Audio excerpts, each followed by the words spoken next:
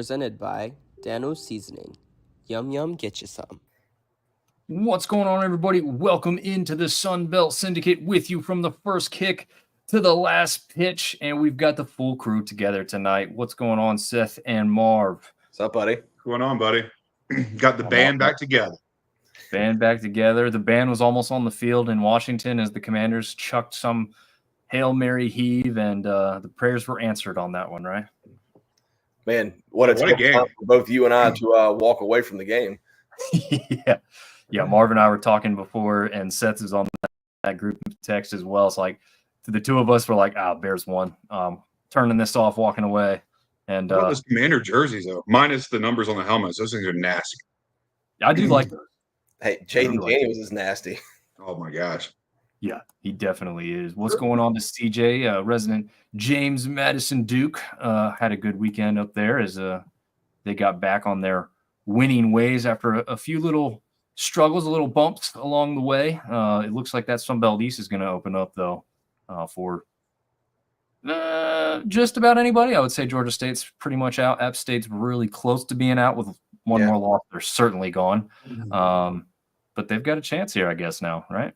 App beating ODU this weekend could really make things interesting in the East. Yeah, it'd be a fun. I think we're all going to be together Saturday, right? I might have a hitch in my giddy up, but that's to be determined. Should know tomorrow. Oh my gosh, you're killing us, Marv. More baseball. Really? Okay. Yeah, I think we're gonna play an elite tournament next weekend for the end of the season. We're throwing the idea out there. If we get enough kids and parents that are interested, we're probably going to do it. If not, I'll be in Boone.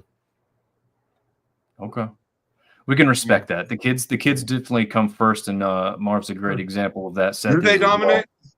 Do they come first? Where will your family be Saturday? My family comes first. That I will not be attending. I didn't put myself as an example. I put you two down there. But we appreciate that. Oh my gosh. All right. Let's get into this. And before we go too far along, thank you to College Football Dogs for allowing us to bring this to you all, as well as W Energy, Fanplex Graphics, TSN Off-Road, and of course, Dano's Seasoning. Sprinkle that on anything you're eating, and it'll make it taste a little bit better. We've got that ticker scrolling across the screen at the bottom, and all your discount codes and coupon stuff will be there for checkout. And now we're going to jump right into the Week 9 review. Seth and I talked to take the Georgia State App State game in person. Beautiful day in Boone, really. I guess right when we started tailgating and eating some lunch, we had some rain, but after that, it was nice, right? Yeah, it ended up being a beautiful day. And we were a little disappointed with the crowd to begin with. As kickoff got closer, I mean, it filled in, man. It was like Christmas again. We haven't had a home Saturday game since the first Saturday of football season. Yeah. It was good to be back. Definitely. Someone else who's good to be back, Artie Cat saying, hey, guys. CJ giving a little shout-out saying Mountain Strong, which has kind of become that hashtag. A lot of stuff, T-shirts and sweatshirts printed with that on it. You saw a ton of that around the stadium on Saturday and around town. Tyler Alston was listening to Greg McElroy call a game, and I was like, man, he sounds like somebody. Turns out y'all okay. I've not heard that before, but I'll have to take a closer listen and see. Similar athletic ability as well. So he doesn't have any? What? All right. Well, enough about that. Oh, wait, we wanted to do what Marv wanted to really talk about tonight. We wanted to jump into the political realm and get everyone's thoughts and feelings on. I'm just kidding. Jesus. I'm going to go ahead and jump off now. Thank you guys. Have a great night. I think we lost half the viewership just now. We're all about viewership. Let's go. Yeah. All right. Well, the first thing we will review before we get into the individual games themselves is the latest look at the standings. As we said, pretty much everybody's still in it over there on the east side. Sans probably Georgia State. I think a miracle would have to happen if they're not already mathematically eliminated at this point. I don't think quite technically they are, but yeah, I mean, we've got two teams right up there that just matched up the same record. Obviously, ODU on top of Georgia Southern because of that head-to-head win. But you've got Marshall right there after this weekend. They could be a 3-1 team. James Madison I don't know what to make of that team. 6-2 is a great record overall, but they're only sitting at 2-2 in the Sun Belt right now. So I don't know. What do you guys think about James Madison, where they sit currently? I thought they would be a little higher. I mean, once again, Carolina's not that great, but you put up 70 points on an ACC team. You'd think that, hey, Sun Belt defenses aren't going to be able to stop them. I still think they're a good ball team. I'm trying to look at who they have matched up this weekend, but I would not be surprised to see them at the top at the end of the season, just to be completely honest. No, I agree. I agree with Marv. You expect a little bit more after the Carolina game, but we're halfway through conference season. I think there's a lot of ball left to be played, and I think after the next 2 weeks, a lot's going to play out within itself. The JMU's off this weekend. Okay. The bye's been playing pretty good though, so nobody else. Yeah, okay, but no, it took me a second. It took me a second. I'm with Marv, I think, but I'm gonna tell you what, man. In our group text the other day, we were talking. We couldn't figure out why it was basically a push between ODU and Georgia Southern. Somebody knew something we didn't know, and yeah, buddy, I'm telling you what, I wouldn't sleep on that ODU team just yet. It's gonna be. I can't wait to watch them come to Boone this weekend, and we'll see what happens. But I think we find out a lot about ODU this weekend as well.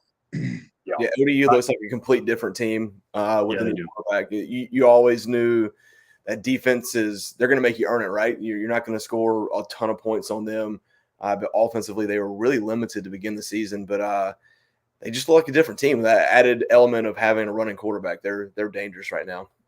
Yeah. Tyler Austin's got a good question. Did anyone have ODU and the Cajuns leading their respective divisions on their bingo card? I thought, the Cajuns, I think TJ and I both had them at first or second in the West. So that one's not surprising to me overall.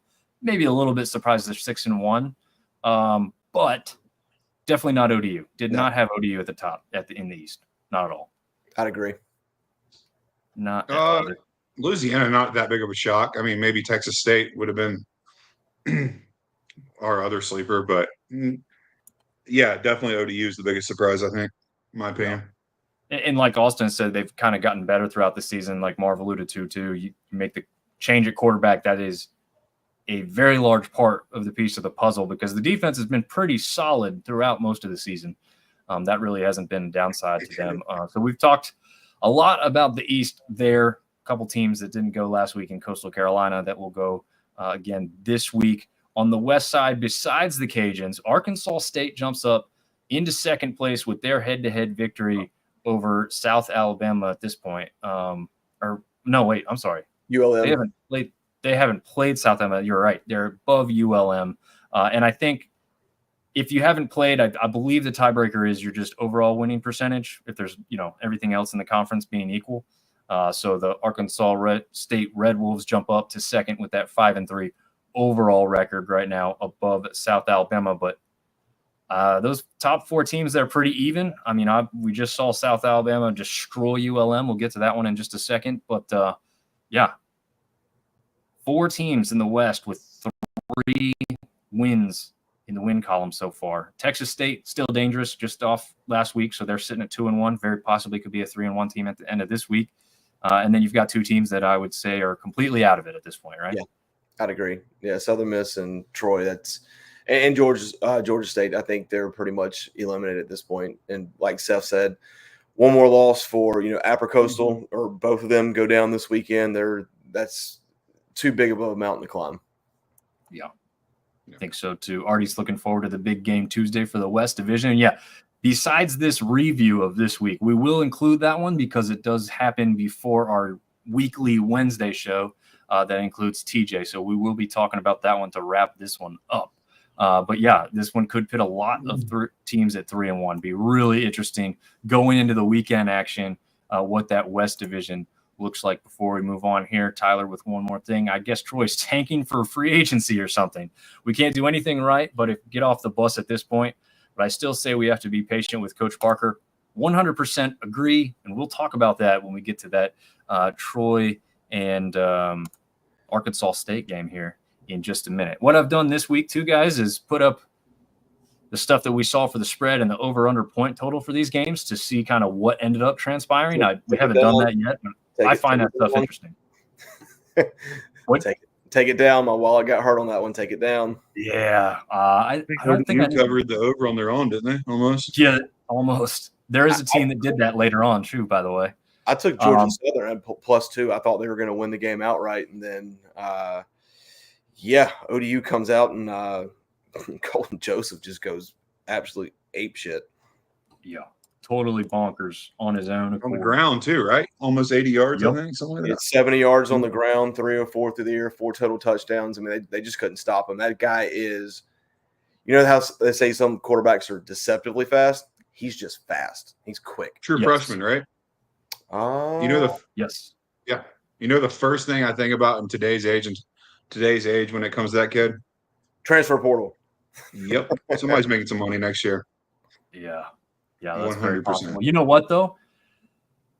You hate to be hard on a kid because he's still through for he's through for exactly 304 as far as yardage is concerned. But that's the one thing that I'd question about a bigger team coming in and trying to grab him is what do they think about his passing ability? Could he not be a threat on the run and still be their number one guy? And I think that's where you could see him stick around. And that's not a bad thing for ODU, right? Because this kid's going to continue to develop. He's just young. He doesn't know the playbook in and out just yet. So he's going to rely on his legs. It's working. Second leading rusher, by the way, with just those 69 yards. They didn't have a big game on the ground. They didn't need to because they had so much through the air. But, yeah, I mean, this was the point that we questioned coming in, right? Like, if he's got to be all the offense, could he do it? And the answer is apparently yes. Yeah, no, he's a game breaker. Yeah, Aaron Young went for 77 and a touchdown as far as the running backs are concerned. And as Isaiah Page did hit the century mark with 100 yards receiving, but no touchdown to his name. A little surprising. He didn't find the end zone. One guy that's continued to find the end zone a few times is Pat Conroy, tight end. There's only 83 yards on the day on 3 catches. Not a bad day. Just an average of almost 28 yards per catch for a touchdown. It's eerily similar, if not almost exactly reminiscent to a couple of plays they pulled off against Bowling Green when this offense with Colton Joseph started to kind of get into any kind of rhythm where they just kind of sneak him out. And all of a sudden you find him 10, 15 yards downfield with absolutely nobody on him. And he just makes an easy catch. And you said deceptively fast for Colton Joseph. This is the opposite, but again, he's got a 10 to 15 yard head start, so he finds the end zone and he's just fine in that regard. So, yeah, shout out to him for finding pay dirt once again. And then, I mean, on the opposite side, Georgia Southern, what the hell happened, right? It wasn't like they turned the ball over 5 times, only 2 turnovers. They just, they got time of possession was dominated by Old Dominion. I mean, they gave up 560 yards total offense, Georgia Southern did. So kind of hard to win a game when you do that. ODU doesn't turn the ball over. They're just efficient. I mean, they jumped out to a big start, and that was that. No looking back. Yeah. I questioned what what the ass beating. Yeah, definitely worse than a lot of people had suspected in that one. Let's move on to the next one. Again, we got those up-to-date standings there. ODU did absolutely cover that 2-point difference, and then they went over the total almost all by themselves, but certainly with the 19 from the Eagles chipping in. All right, if you bet anything here on the app and the over, you lost. They moved the spread to 7 like half an hour or an hour before kickoff. Okay, it was 7 yesterday morning. Remember, I told you it was down to 7, and I took it at 7, and it got pushed. All right, that's not a bad thing. That's not a loss. So there you go. Yeah, this one looked like they would struggle to even get that though, right? The 7 or the 8, it didn't matter. There was 2 points scored in the entire first quarter, correct? Yeah, the safety on the block punt. Yeah, and I think Seth and I are both probably sitting there going, "Oh man, you can't beat this start, right?" They allow nothing on defense. They get the 2 points on the punt block. They get the ball punt back to them. They're moving the ball pretty well the first couple series, right? Not series. The first couple plays, and then it's had to settle for a field goal that got pushed. Yeah, and everyone they shot off the gun like the field goal was made and everything, because I think everyone expected it to be made. And from the side, we're at the side, right? We're at like the 40, Seth. If we had end zone seats, like some people, we would have probably been able to tell where that ball was, but we weren't. So yeah, we're in the poor people section. But yeah, no. Yeah, from our vantage point, Seth even came down and goes, "Man, I thought he made that kick," and I was thinking, yeah. The only thing that made me think twice was it did sound weird coming off the foot. Like I didn't know if it almost got blocked almost immediately or whatnot, but nope, just missed it. That's what happens when you're starting kickers out, I guess. Michael Hughes apparently sounds like he's going to continue to be out going into next week as well. So hopefully the kicking game isn't needed as much. But yeah, I mean, not many kicks were needed in this game because there wasn't a whole lot of great defense played, right? Besides that first quarter, apparently. 33 App State, 26 for Georgia State. Georgia State still cannot find the win column versus the Mountaineers. So can you say that one more time? That sounds really good. Just for the guys at State of Atlanta podcast, the Georgia State Panthers cannot find a way to beat the Appalachian State Mountaineers. That's what I thought you said. No, so I wasn't there, guys. You kind of fill me in from I was at a baseball tournament, so I was like in between coaching and watching the game. Looks like for App State, like the offense looks like they might have clicked a little bit better. Joey had a pretty good day, right at 300 yards, 3 touchdowns. Joey and Armani Marshall. Yeah, Armani had a great over day. 100. Yeah, defense still trying to figure things out, I think. Yep. Terrible. Absolutely terrible. I mean, gash left and right, man. It's just, call it the way it is. It's not been good all year. It hasn't. Yeah. It was specifically the run defense, though, right, Seth? Like, I mean, Gibson goes for 192, 1 touchdown, averages 8.7 per attempt. But, I mean, you had Ted Hurst make a couple big catches like he's done throughout most of the season for Georgia State. But other than that, their leading receiver, Dorian Fleming, only gets 33 yards. I mean, I wasn't really scared of a deep threat from Georgia State or, getting carved up in the air. But that running game, man, it's like, were they not loading the box after figuring out that's what their go-to play was going to be? Or reminded me a lot of South Alabama, man. South Alabama's still running on them, I think. But yeah, it was glimpses, a lot like that. Yeah, I mean, offense was fun to watch for the most part, 480 yards. I mean, it's a pretty productive day. You like to see Caden and Joey, that's your leaders. But Amani, I mean, that dude seems like he's been there since the 90s. 130 yards, I think I saw. Dude's running all over people. He's a freaking mountain. He's huge. Yeah. Once he gets going, you can't stop him. And it's 220. Yeah, and I like to see that we finally settled on a running back, maybe 2 running backs, and leave them in instead of this 4 or 5, 3 or 4 running backs. Just get some consistency going. But defense is terrible. Defense is terrible. Hey, what's up with Castle? Is he just not playing football right now? Is he injured or? He had 2 carries for 20 yards. He got banged up at the end though. Again, right, Seth? Yeah, I think that one he had that 20-yard catch, but I think Castle kind of was it South Alabama. One of those games he had a big drop, a big fumble, and excuse me, Kanye's had a few big drops too. So maybe Amani made it. That might have been his coming out party yesterday. Who knows? But Joey. I mean, it was fun to watch, but barely pulling out against a 2-5 football team. I don't know, man. Who knows? I will say I agreed with you in the moment, and then I'm going back and looking at Georgia State. Man, they played like a lot of people close this year, though. Like one score. Vanderbilt. So yeah, they beat Vanderbilt. They've got it's like I was just telling my father-in-law because he asked me about the game, and he's like, "Oh, is that kind of like expected outcome or whatever?" And I said, "No, not really. People probably expected a little bit more, but if you look at Georgia State, you really break it down compared to what they have been. They are certainly an improved football team.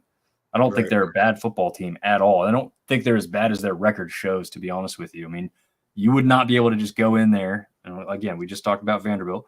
You would not just be able to go in there and assume you're just going to beat this team. Like, they are going to give you everything they've got. So, yeah, I mean, shout out to Mike Mikael Dukes and Freddie Brock, they really did a really good job with the tandem at the running back position against this defense and just carved them up repeatedly. A couple like stop moves, where like you just assume the running back's going to keep going and they just stop and get 7 more yards because of a juke move that App State defenders were just not at all prepared for. So, yeah, not totally shocking. Again, this is about covering the spread. As you said, it was adjusted before this one started. We're going off of what we used for Wednesday's preview, so that was obviously a little bit outdated. But if the you win's a win right now, a team that needed a win very badly. So. Yes. Yeah, definitely. It was a good game. It was, as Seth and I said, it was a really entertaining game to watch. If you were a casual football viewer, you probably would have had a ton of fun with that game because it went right up to the wire. And a couple of people in the stands were talking about how long has it been since we've stayed all the way to an end of a game here lately. Like it seems like it's been a little while. So this was UNC last year. Yeah, true. But think about this: how much of that stadium had emptied out before the fourth quarter really started? There was a good amount of people that had left by then. But I think the vast majority of those people in Boone stayed yesterday because what the game meant and obviously how close it was probably the bigger aspect. People miss football. Yeah. I'm sure for a lot of people in the community, that was kind of like you add tailgate into it. It's 5 or 6 hours of like forget everything that's going on around you and just have fun. Yep. Absolutely agree. And by the way, for people that are wondering how that operated, we kind of have a mostly straight shot in from out of town to get into the stadium. Seth parks a little bit further away, but he kind of beelines to where Marv and I end up at. And I mean, it flowed just as normally as any other football game I've been to. So A+ to the town of Boone for being prepared all the way around, getting people in and out. Getting out was about as easy as getting in.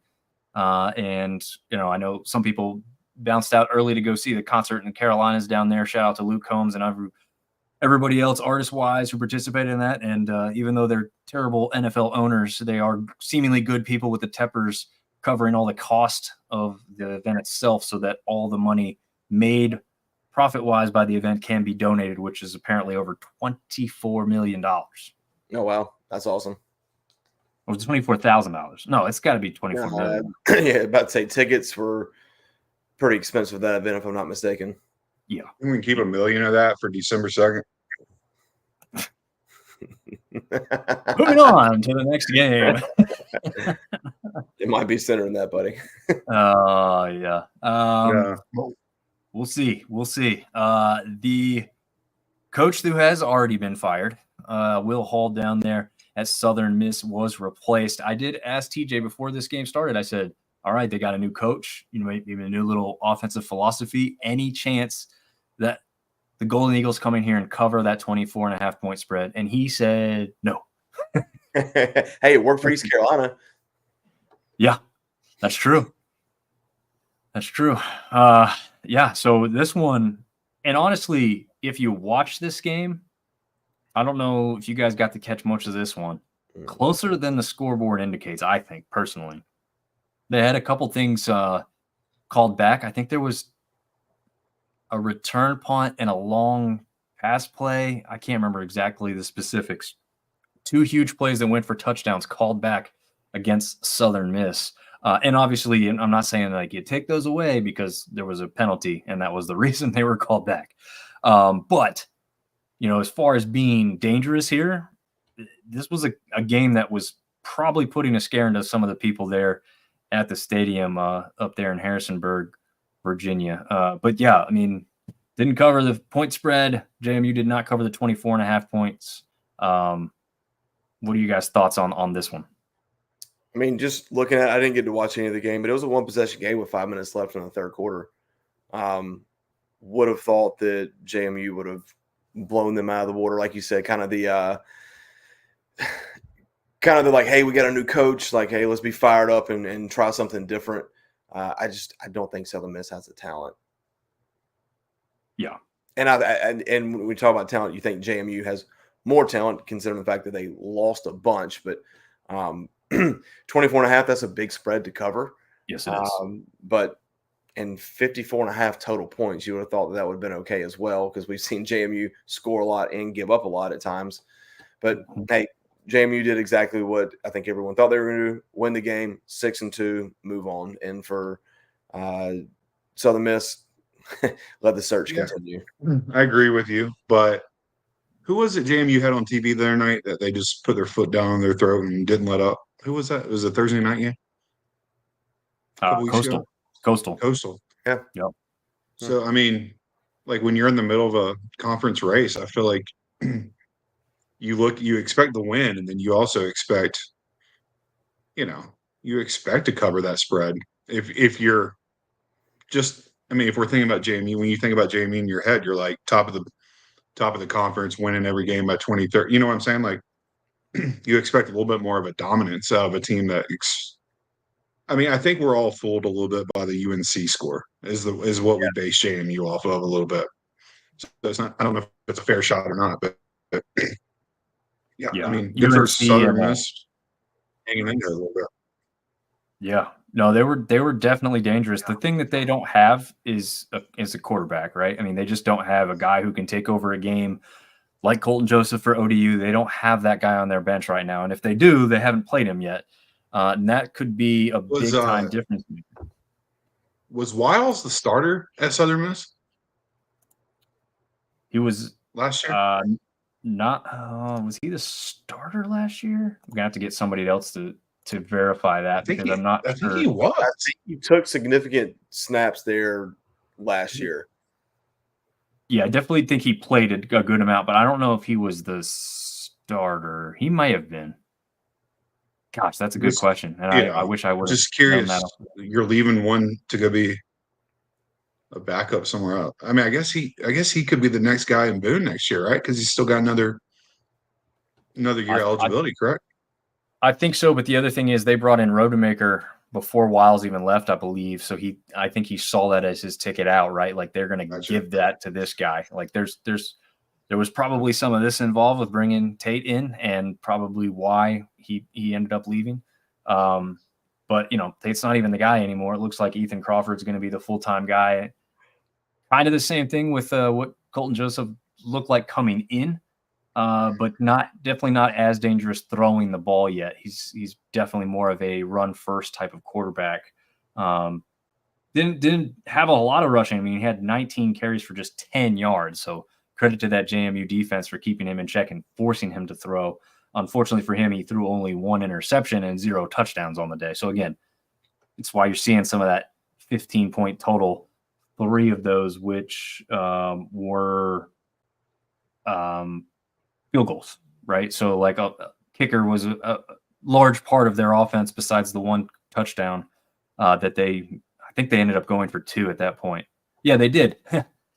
They went for 2. And it was the other way. Yeah, and JMU, like as soon as you thought this game, okay, it's like, okay, wow, this game's really getting close. Then that happens. And then I think it was one of those like ensuing kickoff things that Southern Miss like returned, or like the next series they had a punt where they returned for a kick, and you're like, wow, okay, this game's really back on, and then it just got taken away. It's like every time Southern Miss thought they were right back in the game, they weren't. You know what I mean? Yeah. Still within striking distance. It wasn't a blowout of any sorts, but at some point those things take their toll on you, and it was something JMU was prepared for, and Southern Miss could not overcome. So, yeah, like you said, biggest point at this point in the season is to just keep winning. And they do continue to do that. Speaking of teams that are winning, South Alabama won this one easily, 46-17 over ULM. Michael Riley jumping in here saying, I guess Arkansas State will not play a complete game this season. I thought it was going to be yesterday until the second half came. Yeah, we'll get to that one. I believe that one's next on our radar here. But yeah, before we get to that one, ULM, guys, the story of the Sun Belt early part of the season. Is it ending, or was this just a bump in the road? Hard to tell. I like to think it was a bump in the road for them. Everyone likes the Cinderella story. Listen, the game was close at halftime. I mean, I think South Alabama scored like 30 unanswered points in the third quarter, or excuse me, in the second half. Had 2 guys go over 100 yards rushing. Gio didn't have to do too much through the air, but close game into the first half. I don't know. We'll see what happens with ULM in the next couple weeks. I think they've overachieved, to be completely honest, at this point. But South Alabama, they look like the South Alabama we saw on a Thursday night last month. Absolutely. Yeah. I remember asking you earlier in the week, Don. I was like, nobody's respect. We were looking at that 7, and I was like, they're not getting any respect at all. So maybe the luck's running out a little bit. Maybe it's time to face a little bit stiffer competition. Like I said, we talk about in baseball, like right that third or fourth weekend of conference, you kind of find out who you are. So 1 or 2 more weeks, we'll know if they're the real deal or not for sure. Yeah. I think the most shocking thing to me here is when they carved up App State and they had all those points, it seemed to be like pretty even. I mean, I'd have to go down and look at it exactly if it was a lot more passing than running or whatever. But no touchdowns thrown by Gio Lopez yesterday. No interceptions, but no touchdowns. And he ran for 1 instead, and then McReynolds ran for 1, and Bothwell ran for 2, and Bullock ran for 2. I mean, yeah, they ran for 358 yards. You don't have to do a lot through the air when you're just absolutely controlling the line of scrimmage and controlling the clock. And even though I think the time of possession was fairly even in this game. If you look at the team stats, the time of possession was dead even, 30-30. 30 wow. minutes each, which surprises you when you see a team that runs the ball. But, I mean, ULM ran the ball for 238 as well. So they just – I don't know. South Alabama just put the foot on the throat in the second half and didn't let up. Yeah. Yeah, that's already saying – echoing that same sentiment. They just that Jags run game just won them the game. And that was homecoming for South Alabama as well. So that was a probably big reason for a lot of that offensive firepower to happen. But what's funny is I think a couple people were commenting like, "Oh, this is going to be a defensive game, whatever coming in." Nope. As you can see there, 45.5 point for the over/under. South Alabama took care of that all by themselves, going for 46. ULM, I guess, and my thoughts, it's just a bump in the road, but it doesn't necessarily get easier for ULM. So they will have to continue to play better and more like they did in the early part of the season, because that type of performance isn't going to get it done. Armenta is like, again, some of the quarterback play is still like coming up and getting better as the season goes on, and they're not these seasoned vets, just yet. So I think we're seeing some of that as we get into the middle part and latter part of the season here. So somebody that is looking more like a seasoned vet, Jalen Rayner, as Red Wolves beat the Troy Trojans 34-31. And as Michael had alluded to, this game looked like it was over rather early, and Troy comes storming back for it to fall just short. Anybody kind of surprised? It looks like Vegas was a little surprised with a 51.5 point over-under that got hammered by this final score here. But what do you guys think on this one? I mean, Seth, let's start with you since I think Marv's gone first for a few times. Surprised this one was close or what? To be honest with you, I was looking at I'm a little bit of a homer when it comes to Sunbelt, so I follow a lot of ASU and who they're playing. I was looking at some scores before we came on here, and I was looking at I was going to ask you about Rayner, actually. I was going to ask you what kind of season he was having. Didn't even realize Arkansas State was 2-1 going in the conference the weekend. But Butch Jones turning it around. I assume Rayner is having quite the year. It's I was going to ask you about, because he's a local kid. Yeah. He started as a true freshman last year, correct? Yeah. Oh, well, he didn't start the season last year, I don't think. He kind of came along a little bit towards the middle, maybe, before he was really the tried and true number one guy. And Cal's saying, in honor of Halloween, our Red Wolves are afraid of red zone offense. Yeah, we've seen that. They just score on some large plays, but they don't stay in the red zone too often. It's kind of crazy how their offense works. Rayner has had, a great offseason, being the Peyton Manning Passing Academy guy for college. But, you have to think about this too. Two of his opponents early part of the season were Iowa State and Michigan, who both have great defenses. And until just recently, I think Michigan's now finally out of the top 25. You guys correct me if I'm wrong there, but I believe they're not in the top 25 any longer. Iowa State is, I still believe, and they placed both of those teams. So those are tough matchups for the Red Wolves to overcome.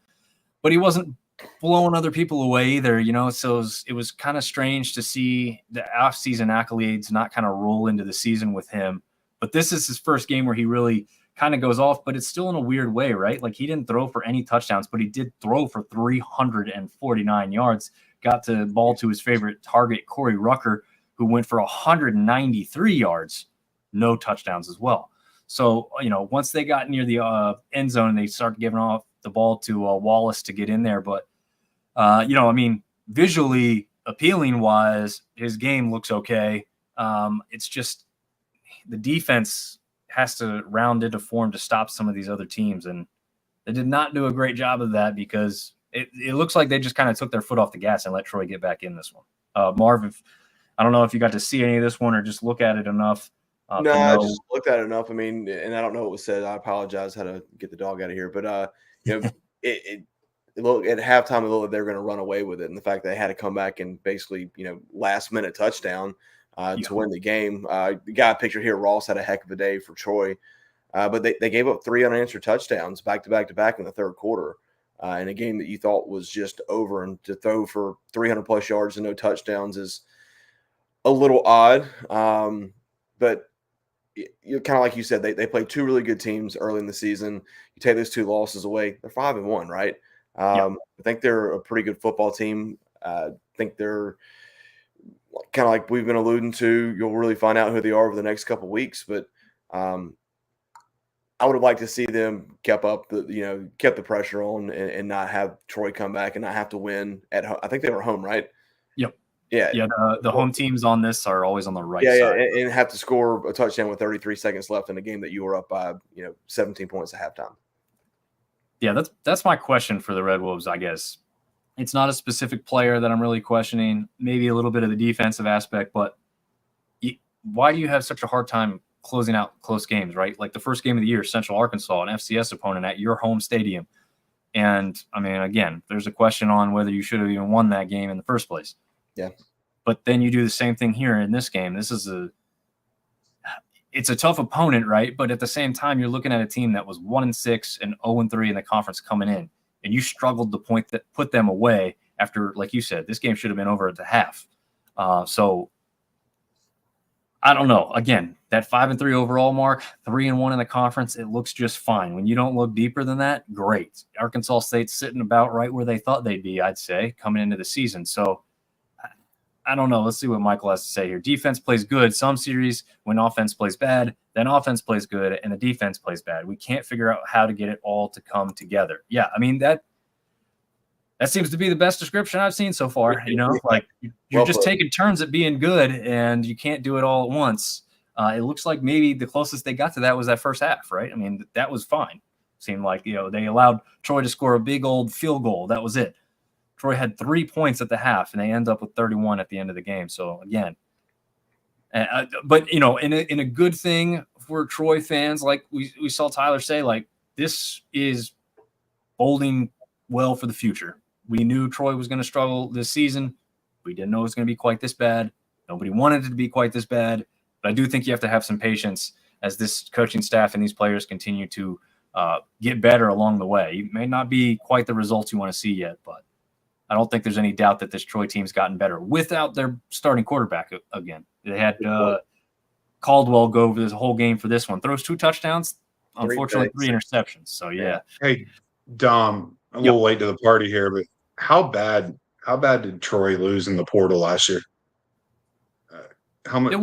It wasn't awful, but Summerall did take some of their good players to Tulane with him. Not a ton of them, probably a handful of them. And I don't think they lost a lot in the portal. They actually lost a lot more to graduation. Yeah. Guys that just exhausted. The receiver at LSU, did he go 2 years ago? Who was this? I thought we were watching football the other night, and there was a receiver for LSU that you told me was supposed to be at Troy. That was Oregon. Oregon's Tiz Johnson. Yeah. Was at Troy for 2 or 3 years before transferring over to Oregon. I guess he might be one of those ones that has 6 years of eligibility if he wants it type of thing or whatnot. Gotcha. The all coveted COVID year. Yeah, there you go. Tyler Ross, we're missing Goose at quarterback. Yeah, that's a big piece to the puzzle. And again, great name for college football to be missing out on. We didn't lose any to the portal, really. Lost 12 starters due to graduation. Yeah. Yep. And then Tez to Oregon, as we talked on. And Seth giving me a little trivia that Tez and what's the quarterback's name there at Oregon, Seth? It was Bo Nix. Oh, it was Bo Nix. Okay, so he's not there anymore, but he was there for Tez's season. Hell of a day today, too, by the way. Well, he played the Panthers. Dom had a hell of a day against the Panthers.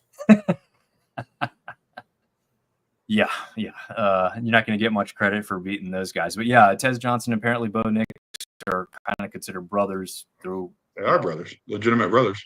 Well, yeah, but I mean, not, you know what I'm saying. You're not going to look at the two of them and consider them being brothers just off the top of your head because they don't look anything alike, obviously. But they are brothers, yes, as Seth said. And I didn't know that tidbit. And then that makes sense about why Tez ended up going from Troy to Oregon with Bo. I didn't know that either. Yeah, cool little tidbit. I had no clue that was the case, but it makes a lot more sense about why he up. A lot of people, hate on kids when they leave and talk about it's just for the money or whatever. But that's a totally different situation when you can literally play with your brother in college for at least 1 year, and they did get to do that. Cool. So that is pretty cool. Okay, so we are done with the review. This is the preview part of the week or weekend wrap up, I guess we should say. But we've got a game on Tuesday night, fellas. We've got 2 weeknight games. None baby.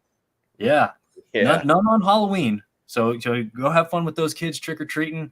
Watch other games that are on that night, I guess. But this one is Tuesday night. We'll talk about this one. We'll leave the Friday night game for me and TJ to preview on Wednesday. But this one coming up Tuesday, ESPN2, 7:30 Eastern, 6:30 Central, as the Cajuns of Louisiana travel to San Marcos to take on Texas State Bobcats. Early word is Texas State by 3.5 with a total over-under at 59.5 points. But first, before we get into that stuff, what are you guys' thoughts just basically on this one overall? Marv, let's start with you. Really good opportunity for the Cajuns to separate themselves as the top of the West. Texas State wins this game. The West is just, like we said earlier, a jumbled mess at 3-1. It depends on which Texas State shows up. I think the Cajuns have been very consistent. I think you know exactly what you're going to get from them. Texas State can look phenomenal on offense sometimes. They can look decent on defense sometimes. I think it really boils down to which Texas State offense shows up. If it's the video game offense that we all expected, then I think that they can win the football game. If they come out and they're average or pedestrian at all, then I think Louisiana is consistent enough to win this football game. Seth? I'm seeing shootout. I think you see Texas State show up. I'm not going to touch the 3.5, but I think it's going to be a really, I think, like Marv said, consistent. When you think about Louisiana athletics in general, whether it be baseball, football, or basketball, I mean, you know what you're getting year in and year out. It's consistency every single year. So I think it'll be a good football game on Tuesday. I'm looking forward to being able to sit down on a Tuesday night. I think we might have a World Series game on that night too, so it should be a good night. Yeah, double box on your new YouTube TV. No free ads. Throw us some money, YouTube. Tyler's saying he's taking the Cajuns outright by the spread. He said Cajuns by 10.5 earlier on. And then Artie says we need an Arkansas State style complete game. Beat Lafayette. He also says the Bobcats absolutely need to win this game. I think for a multitude of reasons, you need to see the Bobcats win this game if you're a Texas State fan, obviously. And the basic line of thinking there is that they have to stay in it, right? You go down 2-2 in the West right now with 4 teams already with three wins on their record. Yeah, one could go to 4 if they beat you. It makes every game after that, if you want to play for the championship, a must-win game. Yeah, and this was, make no mistake about it, Texas State was the odds-on heavy favorite to win the West side before this season started. Cajuns not far behind them, right? I think a lot of people had them at 2 or 3 at worst. So it's not ultimately surprising, but this is one heck of a matchup. Probably very underrated, as both the Cajuns and JMU, shockingly, to me anyway, both receiving votes in the AP Top 25 poll that just got released here, fellas. I don't know if you saw that one or not, but didn't see it. That's cool.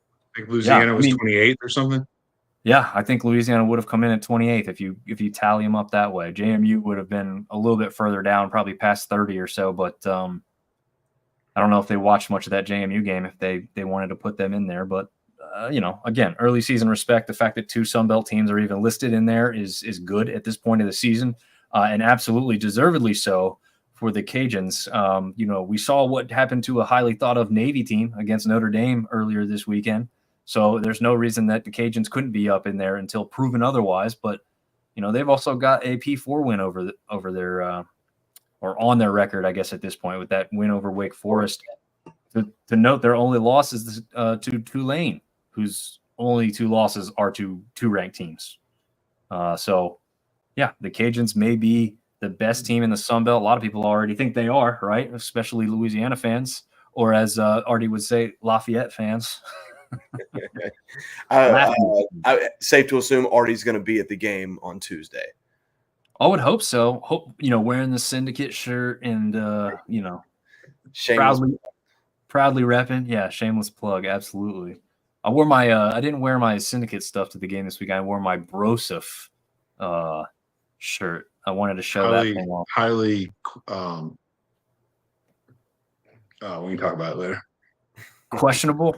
That's the word I'm looking for. Questionable t-shirt. I don't think it was. Maybe I'll put it on for the show at some point. I was gonna let TJ do that because I got him one. Oh, I bought him one. He's got one. It's sitting over here right behind the screens over here. For some point when we actually see each other, we live like 40 minutes from each other. We never see. I see the 2 of you 3 hours away from my home more often than I see TJ. Funny how those things work out, right? It's the perks of parking beside each other, essentially, for football.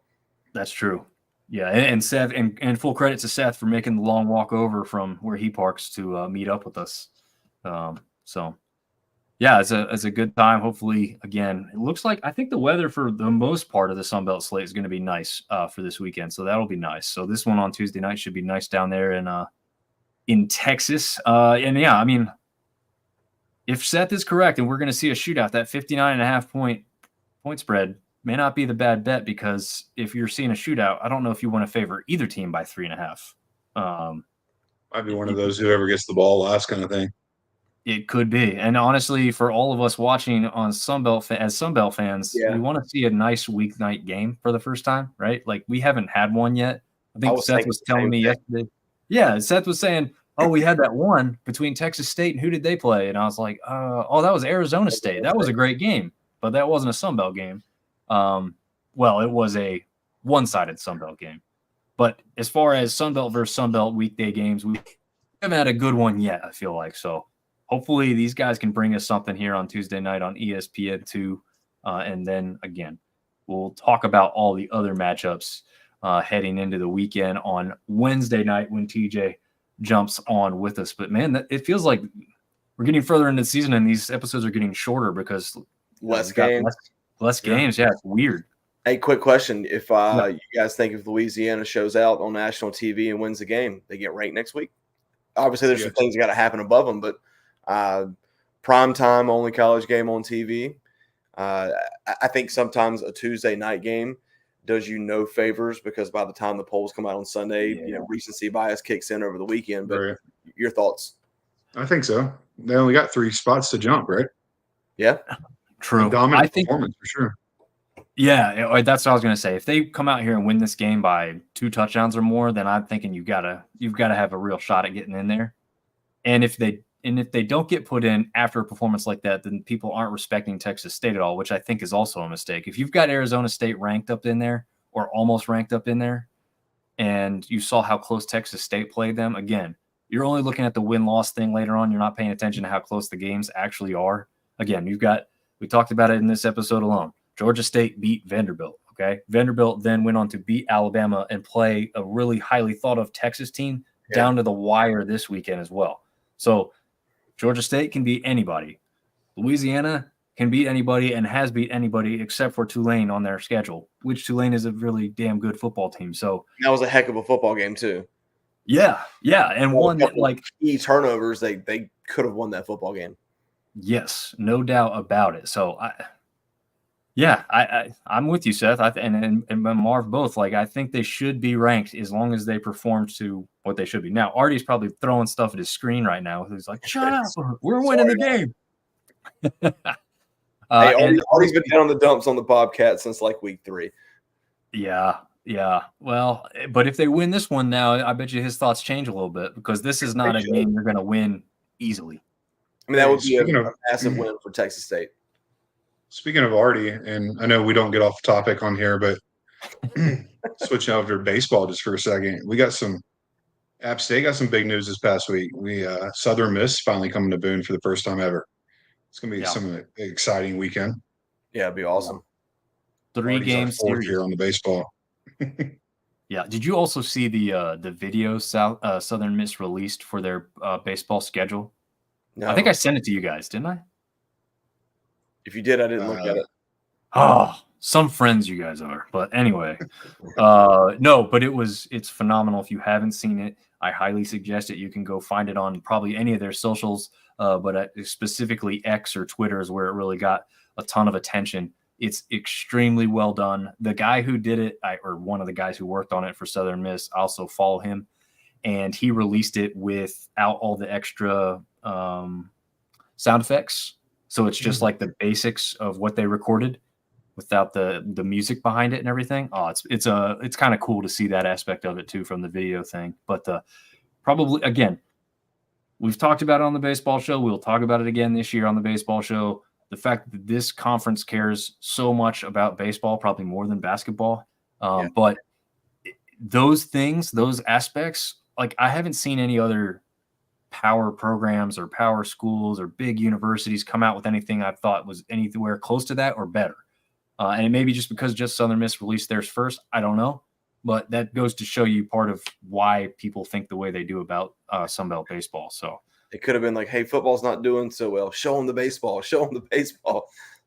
It could be a large part of it. That's a great point, Marv. I wasn't going to put that one out there, but yeah, that is it's totally understandable. That is already saying it's in GJ's hands. Yeah, it is. He's got to make some coaching adjustments, as what I've read on the socials for a lot of the Texas State fans. Tyler saying on that note as well, hoops start at Troy this week, and February 17th baseball starts. Seth. February 17th. Yeah, it's like, Seth, how excited are you for App State basketball? Just to get off on a tangent for a second. It starts next Monday. Miami, Ohio, and Boone. I'm excited. Yeah, for the most part. Tanis informed me yesterday that we might be going to some women's games, so we'll see how that goes. But yeah, I'm excited. I think everybody that's giving up on football a little bit starting to get excited about basketball right now. So yeah, they had the team out there, and the crowd got really loud for them. Usually, those types of things are like, yay, okay, the team's out there, clap, clap, and then it's kind of over. No one they go. I thought they got a pretty good ovation. Good coach. Oh yeah, Kearns is good for the program. Yeah, we ran into him at the Clemson game, Seth, and you guys got to talk to him for a second. Yeah, them and Troy. And then we literally took the stairs when we got in the stadium. Yeah. But yeah, the battle of who takes the stairs the best between Troy and App State if they match up this year. I don't know the schedule well enough off the top of my head yet to know. App's basketball schedule is terrible. Conference schedule, at least, we've talked about that before too. Yeah, they didn't do them any favors. They gave them quite a few big games while the students are all away over break. So that's never been a great thing. So Tyler says he's never been on App State campus, but looking for a reason to come. Yeah, that'd be a good reason. Yeah, and Scott Cross also uses the moniker "Take the Stairs." That's why I said it. We got to find out who coined that phrase first. I think that guy's been at Troy, but Kearns has coined that that was a day one introductory press conference. Like that's been his thing. Hey, yeah. Scott Cross has definitely been at Troy longer than Kearns has been at App State. Okay, well then Kearns from him. Dom can attest to this, and Marv, I'm sure you went to basketball games while you're here, but me and Dom would go to games, and you could hear a pin drop in that arena. And then Kearns has got, a couple sellouts. The JMU game. You can't. I mean, he's packing the home center. So we went to a bunch of basketball games. The one year that we were fairly good, I can't remember what year that was. They ended up going. They went to back when they did the bracket busters. Y'all remember that? Yeah, Wichita State, right? Wichita State and won, and then ended up losing in the conference championship game and got shafted and had to go to the NIT, and I think they drew Ole Miss on the road and lost a pretty close game. But it was fun then, just because it was. I mean, listen, it was college, right? It was an excuse to drink on a Wednesday night, but it was good basketball. Outside of that, the whole time I was in Boone, our basketball was bad. Yeah. And then the one year that Buzz Peterson came back, the Buzz is back. That was a fun year. And you know what the best part about that was? The SoCon basketball tournament was in Charlotte where the Hornets played, and that was cool. Yeah. Seth, you went down there with me, right? Yeah.